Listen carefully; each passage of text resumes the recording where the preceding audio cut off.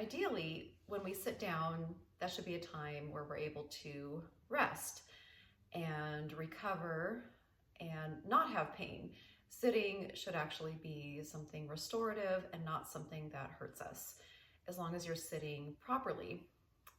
If you're sitting properly, you're using muscles that are designed to be used in this sort of situation, and you're letting the other muscles take a break.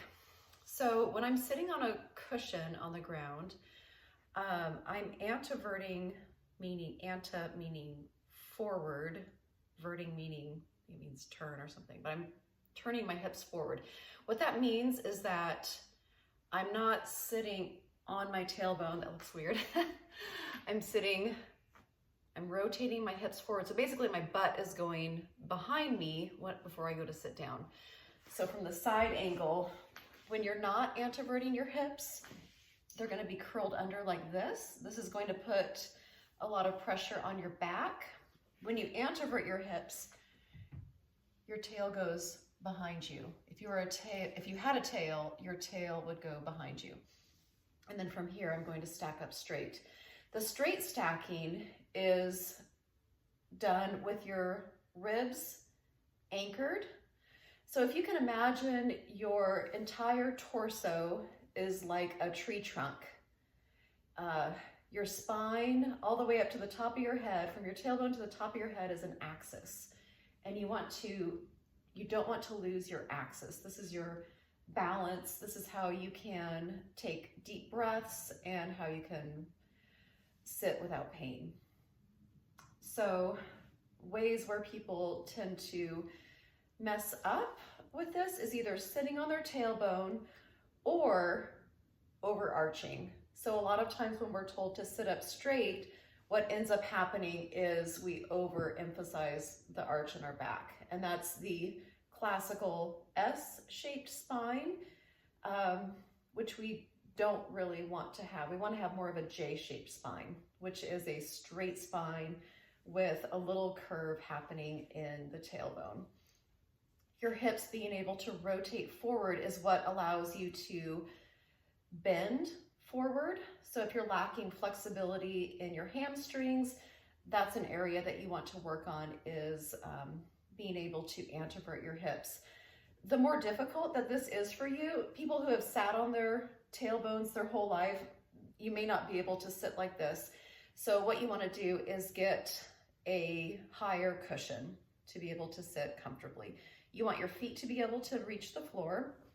So your feet will grip, your knees will be relaxed open, and this will eventually, over time, allow you to rotate your hips forward.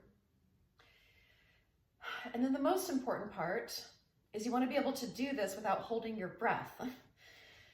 You want to be able to breathe. And when you're breathing, you're going to use your mind's eye.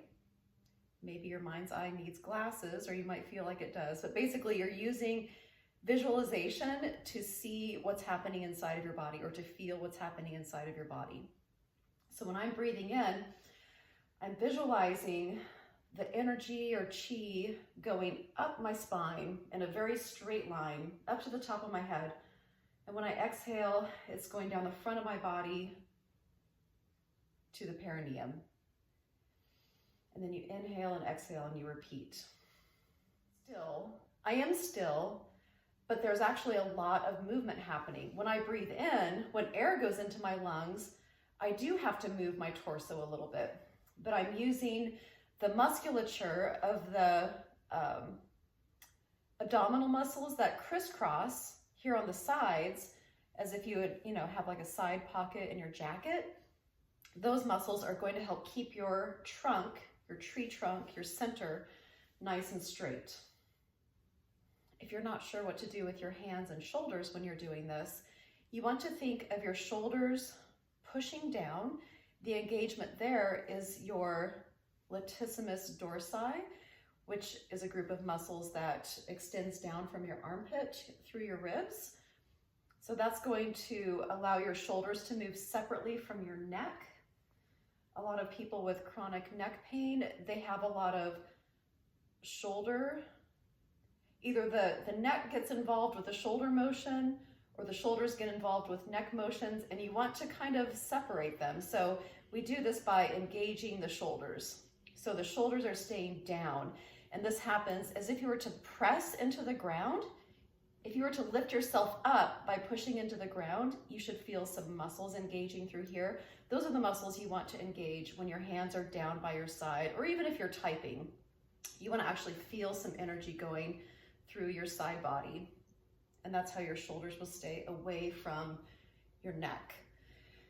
Your chin should be slightly in, so you want to avoid doing this thing. As if you could visualize you're holding a lemon under your chin. You always want to keep that a little bit of distance between your chin and your chest. So I say the chin is down, but it's not, all the way down. It's just a little bit tucked in. And this is actually going to allow the back of your neck to stay very straight. So try out that position, and then try a few deep, slow breaths, using your mind's eye to see how your breath is moving. You should feel some tension through your quads, possibly through the front of your middle core, and through your lats for your shoulders. Everything else is staying pretty relaxed.